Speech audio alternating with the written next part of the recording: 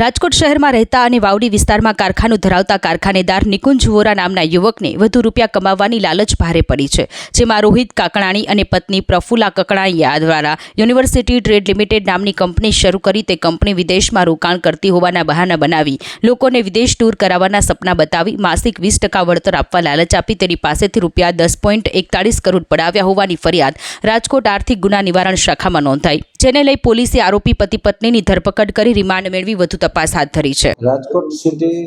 આર્થિક ગુના નિવારણ શાખા ખાતે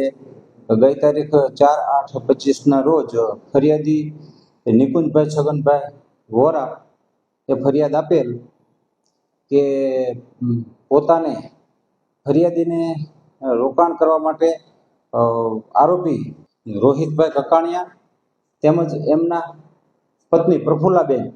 નાઓએ યુનિવર્સલ ટ્રેડ લિંક નામની પેઢી બનાવેલ હોય, જે પેઢીમાં રોકાણ કરવાથી 20% જેવું વળતર મળશે એમ જણાવી રોકડા રૂપિયા 5,70,90,000 તેમજ બેંક મારફત 4,70,40,000 જેવી મોટી રકમ એમ કુલ 10,41,30,000 જેવી રકમનું રોકાણ કરાવી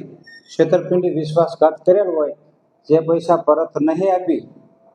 ગુનો કરેલ હોય, જેઓને બંને આરોપીઓને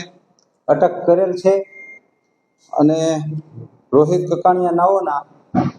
તારીખ 11/8/2025 કલાક 11:00 સુધીના રિમાન્ડ મંજૂર થયેલ છે। આગળની તપાસ ચાલુ છે। ફરિયાદી સિવાયના હાલ બીજા 3 ભોગ બનનાર છે, જે એમના નજીકના સંબંધિત છે। લોકોને અમે અપીલ કરવી છે કે આમાં જો કોઈ બીજા વધારે ભોગ બનનાર હોય તો એ રાજકોટ સિટી EOW આર્થિક ગુના નિવારણ શાખા ખાતે આવી અમારો સંપર્ક કરે। જો તમે આ વિડીયો ફેસબુક પર જોઈ રહ્યા છો તો લાઈક અને ફોલો કરો, અને યુટ્યુબ પર જોઈ રહ્યા છો તો અમારી ચેનલને સબસ્ક્રાઇબ કરો। સત્તરે.com આઝાદી સમાચારોની।